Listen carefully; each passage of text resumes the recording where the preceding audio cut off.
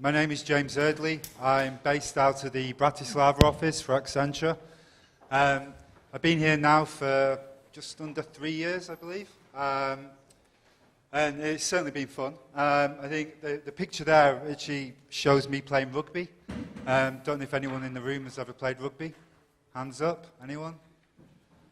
Oh, we have one. You can normally tell by the shape of the nose, because it's quite a physical game, as I found out playing in Slovakia. That picture is me playing for Trnava against the Slovan, which I didn't realize was quite a rival. And so I think my brief career in Slovakia involved quite a number of injuries. And I was told to, in no uncertain terms by my wife, stop. So I think that midlife crisis was finished, and now I've taken up running. And so that's perhaps hopefully going to keep me a bit healthier. But if I now pivot towards why I'm here today, when I came to Slovakia, I actually started to look at DevOps in more detail. And I think looking back now on my career with Accenture, it's actually evolved over time. So when I first started, for example, it was, 2005. My first project was leading a app dev and an app maintenance team for hospital software. And I remember at the time having to deal with incidents whereby defects within the code had caused an issue with patient safety. So in terms of patient safety, that means patient's care was disrupted and could cause death. And so that was my first role in Accenture, to actually deal with those kind of incidents. And so I think the one thing that it did teach me was the need for speed. Because I remember to this day getting an incident whereby they were saying that the defect in the system had caused the patient's death, and my team had to look at it. We found the defect, we fixed it. It then took us 3 months to actually deploy. Because at the time we had to physically actually spin up architecture, spin up the actual hardware. We then had to go through various tests, all manual, until we got to performance test. As with anything, it was done offshore, and then at the time it came back and we had some further bugs which we had to then fix. But it was 3 months, and so 3 months knowing that there was a defect within the system that could potentially hurt somebody. And so now if I think towards today and why I'm doing DevOps, that's why. As much as I talk about time to value and doing things quickly and getting products deployed as quick as possible, I always think back to my first role, and that's what drives me. And so now what I'm doing is I'm managing a team in Danubia. So by Danubia, I'm talking about Bratislava, Bucharest, and Budapest. And what we do is we do DevOps. So I create a capability of engineers who go out and work with our clients to actually deliver. And so it's pretty tool agnostic. Most of the presentation today is going to be focused around Microsoft, which, as I well know, is maybe not the biggest fit with open source. But at the same point, a lot of the tooling we use is open source, and we integrate with it. And I think I've now stopped writing profiles for recruitment with a list of technologies. I just write now, I need smart people, because the technologies are changing every day. We're adding new open source tooling in there. And so what we need to understand is the principles of DevOps. We need to be able to tell the clients the principles and then work with them on their tooling to make sure it achieves what it needs to achieve. And so that's a bit of context. And so what we're going to do today is focus a bit more around the practical side. So I've got two of my team here. So just to introduce them, you've got George over here and from the Bucharest office, and you've got Patrick, who's an intern at the university. And so what we want to show you today is some of the work that we're doing with our clients, and also we can talk about some of the real examples of the work that we're doing. And so at this point, I'm going to hand on to George, and I'm going to shut up, okay? And so by all means, make it as interactive as possible. If you have any questions, please ask, and I will get George to answer. Okay, thank you. Thank you for that. Okay. Like you said, I'm George. We're AMAP. Actually, we're part of AMAP, because AMAP is a team of around 60 people, all doing different DevOps things.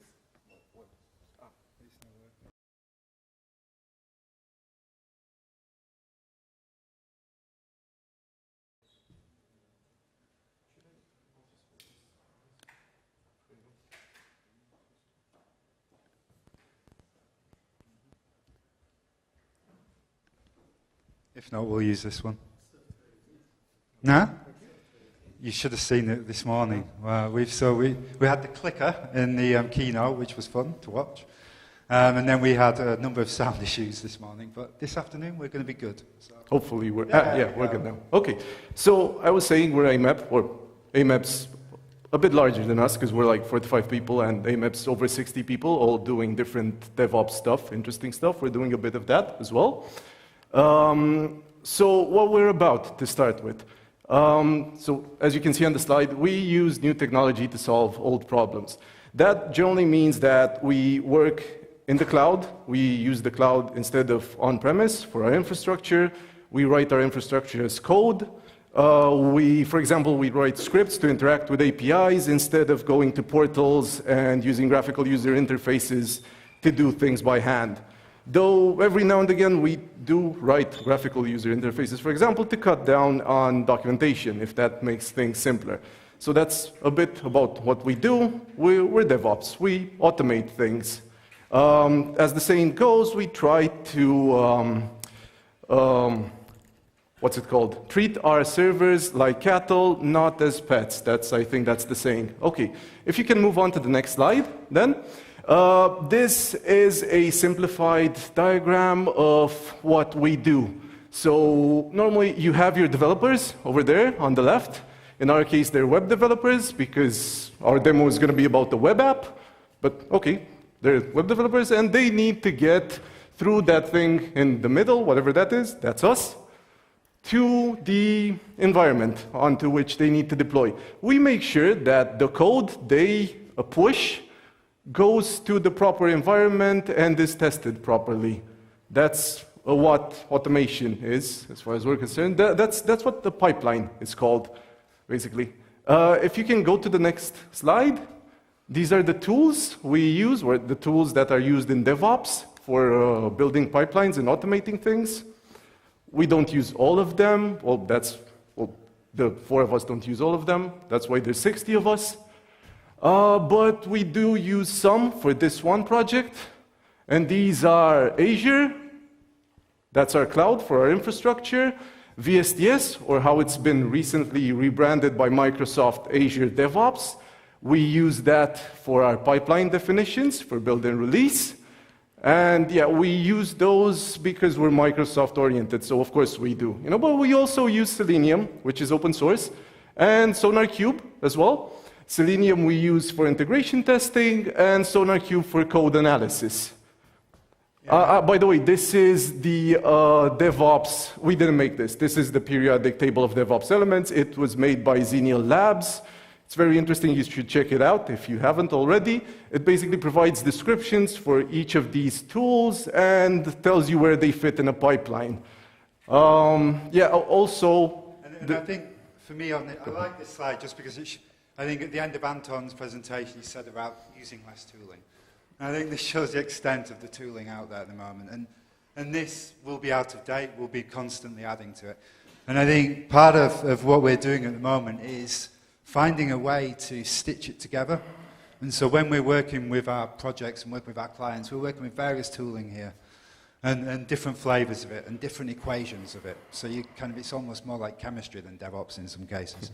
But what we know is that they're all doing similar things. So in terms of the clustering of these, you'll see some are around config management for testing. If I want to use Selenium, or if I want to use Cucumber, if I want to use Tosca, they're all just different variances. And so part of our job as engineers is to go to our clients and actually work with them to understand, is it the correct tool to be used? And if so, how can we do it better? How can we do it quicker? How can we automate everything?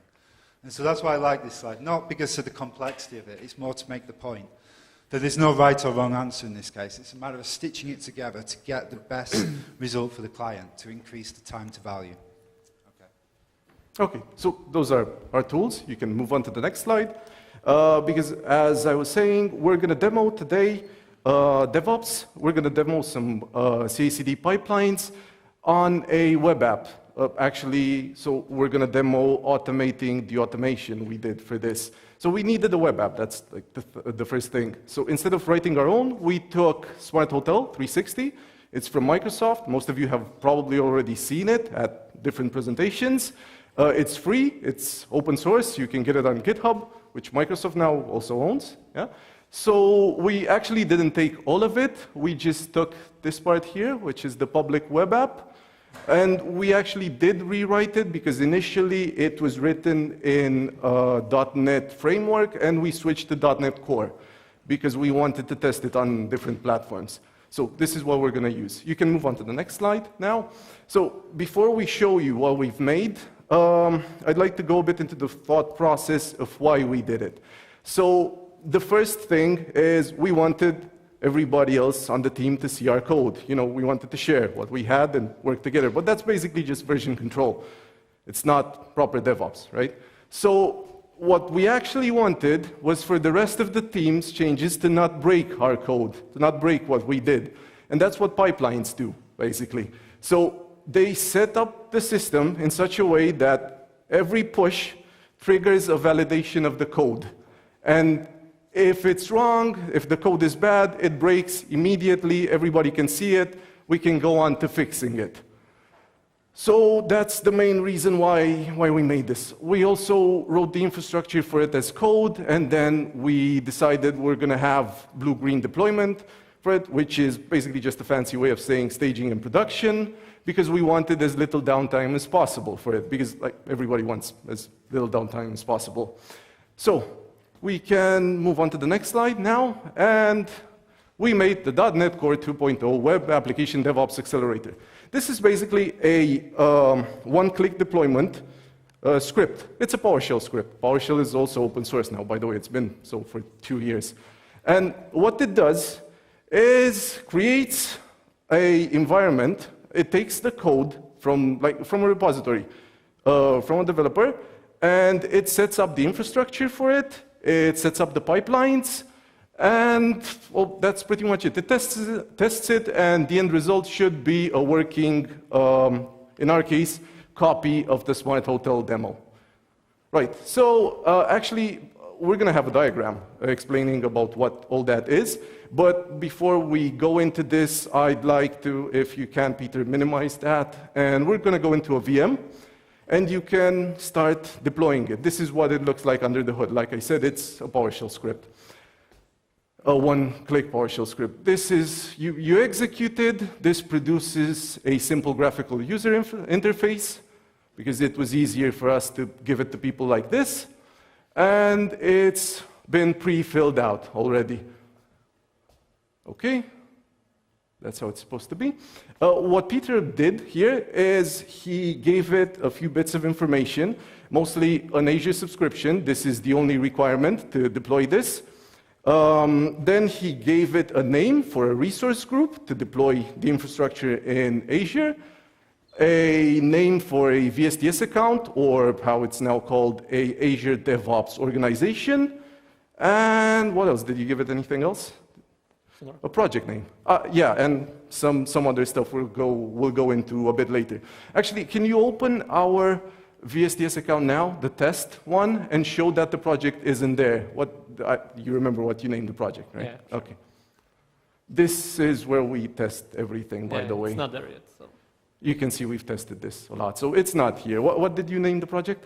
OpenSolid 2018. Okay, good name. Let's go back then. Yeah, to the diagram. This is what it's supposed to do in the background. So it's a PowerShell script, like I said. It's a two-phase PowerShell script. First phase, we call it Azure Infrastructure, and the second phase is Azure DevOps. What the first phase does is set up all the infrastructure, which is then consumed by the second phase. In the first phase, in our case, it creates an app service to deploy our web app on, a SonarQube server to test the web app, and we've also included a dev VM loaded with tools which we thought would be useful for anybody working with the .NET Core project, because why not? Right, so the way this is done is through ARM templates. ARM templates are Azure Resource Management templates. They're a special kind of JSON file, basically, which are sent through REST calls to Azure's API, and Azure knows to set up the resources you tell them to. tell it to. Yeah. So how it actually works is Azure considers everything a resource. By and large, you can consider a virtual machine a resource or an app service. But the way this actually works is everything in Azure is a resource. An IP address is a resource. A virtual network is a resource. A disk, everything. And all of these create dependencies which you keep track of and you build into these nested ARM templates which reside as code, like they just did here, until you deploy them. And then they build your infrastructure, which you can tear down when you no longer need. That's the concept behind it. Also, once you're done with the ARM templates, that's not the end of it. You also need to use DSC or desired configuration script to, well, configure your servers, because otherwise you couldn't really customize them the way you want. For example, we use DSCs on the SonarQube server to start the service for SonarQube, as well as do some other things on it. And on the VM, the dev VM, we used it to install Visual Studio and some other things. All of the tools, actually. Okay, Peter, can you now go into Azure so we can see the environment? Because I should probably say something about this. This is the deployment. This is it, okay. With everything I just said, it deployed. You can see here, besides virtual machines, network security groups, public IP address, network security groups are going to come in a bit later. But this is basically everything. This is your entire infrastructure. You can delete it, everything from up there somewhere. Please don't do that now. Okay, let's go back to the diagram for now. And to the second phase. The second phase is set up to consume the first phase, but it's independent of it. Meaning that if you have other pre-existing resources, you can use those instead of actually running the first phase here, which is actually what we did for this demo, because setting up the infrastructure would take about half an hour normally, and we didn't have that much time. So we ran the first part before, saved the details, then gave them to the second phase, which is why the graphical user interface was pre-filled with stuff. Normally, that only gives you the option to select an Azure subscription and some other minor things. Right. So once we have that, it goes through the process of, well, it contacts the Azure DevOps organization, it sets up a new project, it creates the pipelines, it uploads your code to VSTS, and then starts running it, and you should have a app going. To explain what the pipeline is, actually, because the deployment should be finished by now, Peter, could you please go back into the virtual machine, see if the deployment's complete, or refresh that? Yeah, but... Okay. Good. It should be, yeah. And it should be, yeah, that's it. Let's just wait for it to load. There's the code we just pushed. By the way, the code doesn't specifically need to be Smart Hotel. We just use this. But the idea behind this is that you can push any .NET Core app and it will work just fine. Right, so go to the pipelines now. Go to the build pipeline. This is what the pipeline looks like. It's basically just a list of tasks. And these tasks are carried out automatically by a build and release agent. A build and release agent is a server, basically. And you might be familiar with some of these tasks here. It's restoring. Can you go down a bit? Because it's a bit slower. Okay, it's going to build the code. It's going to run unit tests on it. Then it will do code analysis, which is where the SonarQube we've deployed comes in. Yeah, to hook up the SonarQube to this, we actually had to create a personal access token for it, feed it to the VSTS through the script, and then this will use it. Yeah, once that's done, there's several other tasks, but these are more specific to Azure DevOps, and they're about moving what's going on here onto the release pipeline. So they're not that interesting, so we're just going to go to the release pipeline, which should only have 3 tasks, which should be pretty easy to understand. So what it does, the first thing it does is it deploys the app. But it doesn't deploy it into production, it deploys it on the staging slot of the web app. So it's out there by this point. It's on the internet. It doesn't necessarily need to be on the internet. That's why I mentioned the network security groups that get set up earlier. You can restrict access to this, so you can see it, and it can only be seen by whoever else you want to, not everybody. And once it's out there somewhere, it's supposed to be a copy of production. Then you run integration tests on it, which are the Selenium here. Now, if these fail, they're supposed to test the functionality of your app. And if the app doesn't have the expected functionality, these will hopefully fail if they're written accordingly. If they fail, the app's still out there, but it's stuck in staging. The pipeline stops, it breaks here because it detected that something's wrong, and doesn't go to the final bit. If all goes well, though, it will just swap staging with production, and then everything will be done. The idea here is that if it works, if all goes well, it's supposed to be seamless. And the developer can focus on developing and not worry about the underlying infrastructure here. Of course, we've tried to make the underlying infrastructure as modular and interesting as possible, because if somebody wants to learn, they actually have the ability to do this. If you can go back to the diagram. Yeah, one final thing to say, because the rest of the diagram is just the pipelines themselves. That part right there, the Azure DevOps, that was done through, through PowerShell scripts with REST calls to the VSTS API, JSONs which defined the pipelines we required. We've tried to make this as modular as possible as well. The idea is that this accelerator we've made, besides being a useful tool for a developer to just put out there and work on their app and on their code and not worry about the infrastructure, is if you want to worry about the infrastructure, you can easily isolate bits and pieces of this code, see how they work, change them, see if the change works. If it doesn't, you can try to fix it. If at one point it's not worth fixing it, you can just delete everything and redeploy, get a fresh instance of everything.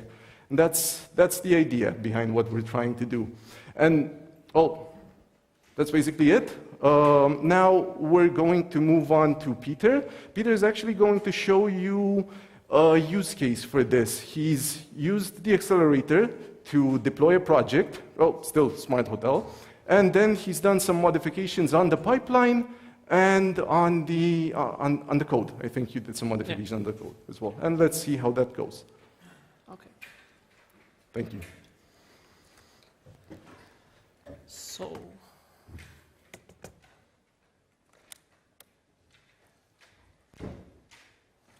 all right, thank you, George. So, as George told you, so we are currently testing the Smart Hotel web application, and in this demo we are going to show you something more about the SonarQube and the Selenium test. So, as you can see, we have our web app up and running on our environments, both staging and production. But the thing is that, as we can see on Azure DevOps, that our latest build actually didn't complete it. And the main reason behind it, it was that the new code that was added actually created a memory leak. And of course, none of us want to have memory leaks in our code, and definitely not in the production. So first of all, before I'm gonna tell you something more about it, I'm gonna fix the changes, push the code, so because it takes a couple of minutes. It should be fine. All right. So when we go check the pipeline, well, memory leak is just one of the problems that could happen to you every day. And to make sure these problems don't get to the production and to the environment, we have to catch them, find them, and get rid of them as soon as possible. So we added new tasks into CI pipeline, which are connected to the SonarQube. Well, what SonarQube is, it is just basically open source continuous code quality integration tool that will actually check your code. It can find the bugs, find the vulnerabilities, and check the code quality for you. But the main problem with the SonarQube is that, okay, the scan will run, but if we didn't add this task, that it will actually fail, the build will continue, it gets to the production, and we don't want that.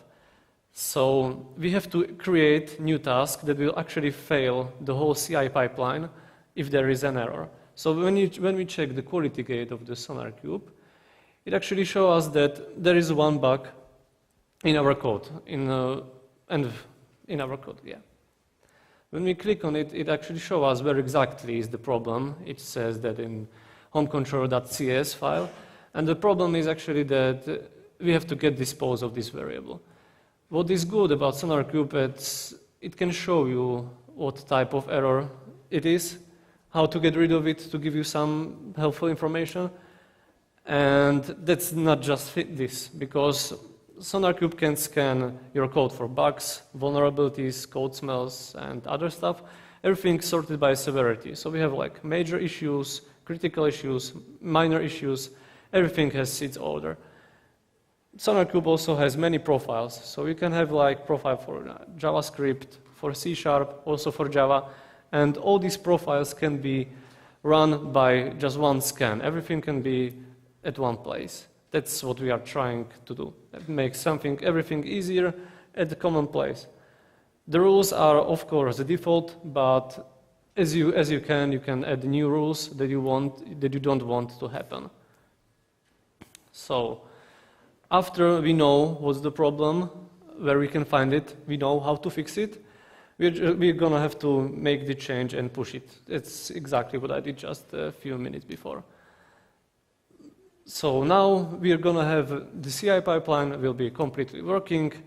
It's gonna queue another build. As we can see, it will be up and running. Yeah.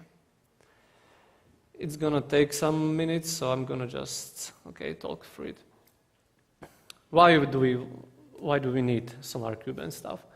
Well, the part of our jobs is to create the quality software, and the code quality is definitely part of that.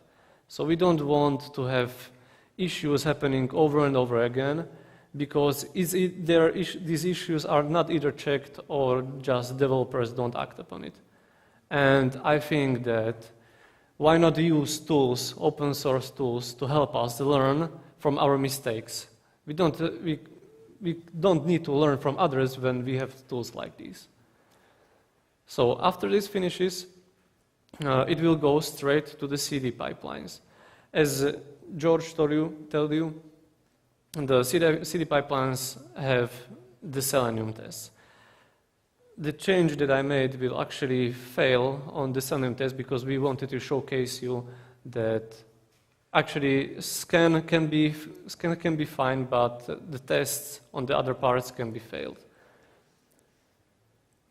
So it's going to take some time, but the Selenium tests. So the name of our presentation is called Jump Cut, and Jump Cut to production, and that is exactly what we are trying to do. To not get any errors into the production, and everything should be tested and repaired behind the curtains. That's exactly why we have the staging environment and also the finishing environment. All right. And why we created this demo was, in a lot of cases, we'll work with clients and they'll be talking about how they're doing DevOps. And when you actually talk to them and understand that they're doing a deployment perhaps once every 3 months, you then realize perhaps they're not using DevOps as it should be used. And so what we wanted to achieve by this was to actually show them kind of how it would look in terms of a test scenario and putting use cases for it, because I think it's a powerful thing sometimes to actually be able to show the CI/CD and to actually show it flow. And from this, you can then build on it and put different examples in. You can plug in different kind of open source tooling and get it that's something applicable to them. Add in mobile apps if needs be. But it's all about kind of being able to work with them to set expectations to where they are on the DevOps journey. Because every client we work with wants to be the Amazon. They want to be releases every second. And they need to realize where they are and how they move there. Because in a lot of cases, if I'm speaking to a government agency who's using legacy mainframe, they're not exactly going to be able to move to a nightly release. And so by using tools such as this, we're looking to kind of be able to show how it can be done and then work with them on the various tooling. Okay, thanks. So something more about the Selenium. Well, some of the testing tools are not as good as the Selenium because they are mostly image-based, which means they are a little bit clumsy, not really flexible, and if you change some part in the code, you have to make a lot of new tests. What Selenium does, it's completely different things. So it's a framework that will actually look at the code as the developer would, or as you can scroll and check the page on the browser. It actually does that it can get the elements of the page by the IDs. For example, you have navigation bar, you have scroll down menu, you have table that needs to be filled, and you can just write the code that it will do it for you. And the thing is good that the Selenium tests, you can write them in different languages, and everything is, as I said, it's a common place. That's what we're trying to achieve, to have everything at one place working and nothing getting into the production. So currently, as you can see, the build that I made, actually now the SonarQube analysis finishes without the failure, so we can get back to the projects. It will show us that the scan actually passed. There is no error because the memory leak was taken care of. But currently, when you go to the release pipeline, we can see that the problem will become that the tests we wrote for the navigation bar actually won't pass, because the edit that I did was that I get rid of the navigation bar, so the Selenium test will fail. This way, we wanted to showcase that people make mistakes and we kind of have to pick for them. So make sure that everything will stand and live on the staging part and nothing gets to the production. Okay, so at this point I'm going to go from DevOps to moderator, so we're actually coming towards the end of the time, so I think we'll have to wrap up the demo there. But first thing I want to say is thank you to these guys, so thank you to Peter, thank you to George. I think, certainly for these guys it's the first time they've presented, certainly in Open Slava, and certainly to an event like this, so well done guys, and thank you.